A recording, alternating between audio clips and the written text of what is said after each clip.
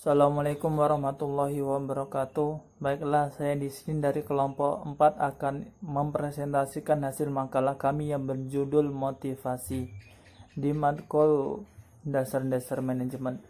Sebelum saya mempresentasikan makalah kami, saya ingin memperkenalkan anggota kelompok kami. Yang pertama saya sendiri, Fikri Aman Gunawan. Yang kedua adalah Arvita. Yang ketiga Farsa Nabila Aulia Azmi. Yang keempat Fembi Citrasari. Yang kelima adalah Iid Rahmawati. Langsung saja saya sampaikan penjelasannya. Pertama adalah pengertian motivasi.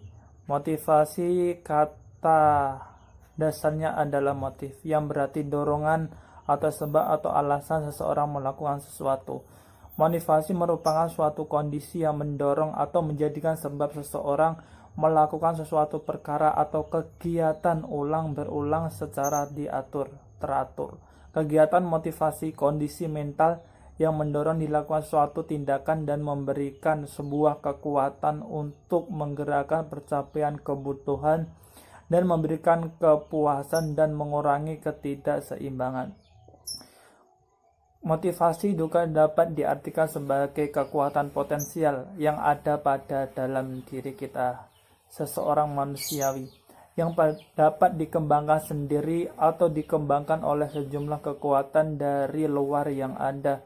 Pada intinya, berkisar sekitar imbuhan materi dan imbalan non-materi yang dapat mempengaruhi hasil kinerja secara positif ataupun secara dengan negatif, dimanapun tergantung dengan pada situasi dan kondisi yang dihadapi orang yang bersangkutan.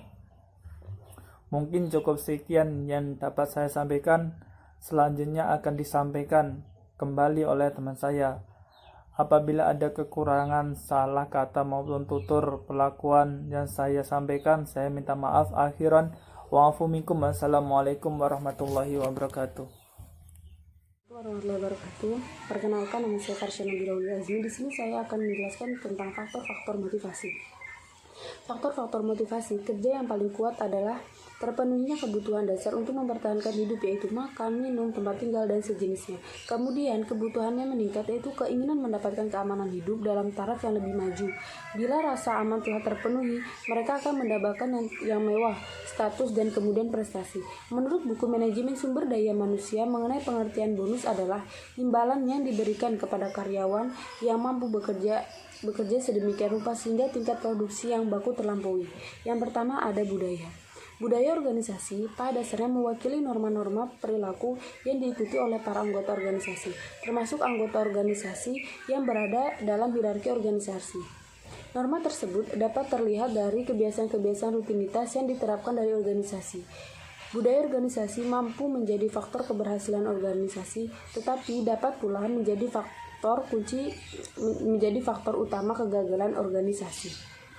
Budaya organisasi banyak berpengaruh pada pola perilaku dalam bidang. Yang pertama ada nilai-nilai perusahaan atau masalah baik buruk masalah etika. Yang B, suasana organisasi atau bagaimana orang merasa dan beraksi. Yang C, gaya kepemimpinan dalam melakukan wewenang. Yang kedua ada kepemimpinan. Jika dilihat pada konteks kepemimpinan, hal yang saling terkait adalah adanya unsur kader penggerak, adanya peserta yang digerakkan, adanya komunikasi, adanya tujuan organisasi, dan adanya manfaat yang tidak hanya dinikmati oleh sebagian anggota. Pada dasarnya, setiap tindakan yang diambil oleh pimpinan atau manajer mempengaruhi iklim dalam beberapa hal, seperti aturan-aturan, kebijakan-kebijakan, dan prosedur organisasi, terutama masalah-masalah yang berhubungan dengan masalah personalia, distribusi imbalan, gaya komunikasi, cara-cara yang digunakan untuk memotivasi, teknik-teknik dan tindakan pendisiplinan interaksi antara manajemen dan kelompok, dan interaksi antar kelompok. Yang ketiga, iklim organisasi. Iklim organisasi adalah serangkaian deskripsi dari karakteristik organisasi yang membedakan sebuah organisasi dengan organisasi lainnya, yang mengarah pada persepsi masing-masing anggota dalam memandang organisasi yang mempengaruhi terhadap motivasi pada perilaku organisasi. Menurut Higgins, ada 4 prinsip faktor-faktor yang mempengaruhi iklim organisasi, yaitu pertama, manajer atau pimpinan, kedua, tingkah laku karyawan, Ketiga, tingkah laku kelompok kerja. Keempat, faktor eksternal organisasi. Assalamualaikum warahmatullahi wabarakatuh. Saya Dela Arvita, NIM 206200076 akan melanjutkan pembahasan yaitu tentang pentingnya motivasi dalam suatu organisasi. Mengarahkan atau menggerakkan individu dalam organisasi untuk mau bekerja adalah suatu keahlian dan kemampuan dalam memotivasi organisasi tersebut. Berdasarkan tujuan yang ingin dicapai, manusia akan termotivasi oleh kebutuhan-kebutuhan yang dimilikinya. Hal ini sejalan dengan Robbins yang mengemukakan bahwa motivasi organisasi adalah kesediaan untuk mengeluarkan tingkat upaya yang tinggi untuk tujuan organisasi yang dikondisikannya oleh kemampuan dalam memenuhi beberapa kebutuhan individual. Motivasi ini dapat juga dikatakan sebagai energi untuk membangkitkan dorongan dan upaya dalam diri individu untuk mengatasi segala tantangan dan hambatan dalam upaya mencapai tujuan. Seseorang yang memiliki kebutuhan atau motivasi untuk prestasi merupakan sumber daya manusia yang diperlukan dalam mencapai keberhasilan dalam suatu organisasi tentunya. Oleh karena ini, setiap orang yang memiliki kebutuhan akan prestasi pasti pribadi yang dinamis, kreatif, partisipatif, dan optimistik dalam melakukan setiap perbuatan dalam belajar. Motivasi sudah jelas sangat dibutuhkan dalam diri setiap seorang. Selain untuk menghilangkan kejenuhan, juga untuk bisa meraih segala sesuatu yang dicita-citakannya. Secara individual, upaya motivasi bisa dilakukan melalui upaya-upaya mengontrol, menilai, lalu memotivasi diri sendiri. Namun ada kalanya kesadaran untuk memotivasi diri tidak muncul dalam diri seseorang. Karena itu diperlukan motivasi eksternal yang bisa berasal dari keluarga, teman, guru, dan lainnya. Ada dua sumber motivasi yang selalu harus tumbuh di dalam diri setiap individu, yaitu yang pertama dari faktor internal, yaitu motivasi dari dalam diri, yaitu perasaan dan pikiran sendiri yang tak perlu adanya rangsangan dari luar. Orang yang memiliki motivasi internal akan memandang dirinya secara positif. Yang kedua, motivasi eksternal. Motivasi ini motivasi dari luar atau mendapatkan rangsangan dari luar. Sebagai contoh, seorang anak yang mendapatkan dukungan dari orang tuanya atau gurunya, maka ia akan termotivasi untuk mendapatkan hasil yang baik karena pengaruh lingkungannya. Kedua motivasi ini sangat terlihat baik jika keduanya dikombinasikan tumbuh dalam setiap individu.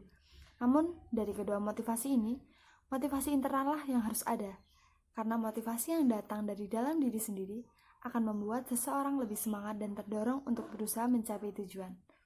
Hal ini sangat dibutuhkan dalam suatu organisasi. Seseorang yang memiliki motivasi dalam diri sendiri akan menerapkan dan terterapkan dalam organisasinya sendiri. Terima kasih. Assalamualaikum warahmatullahi wabarakatuh.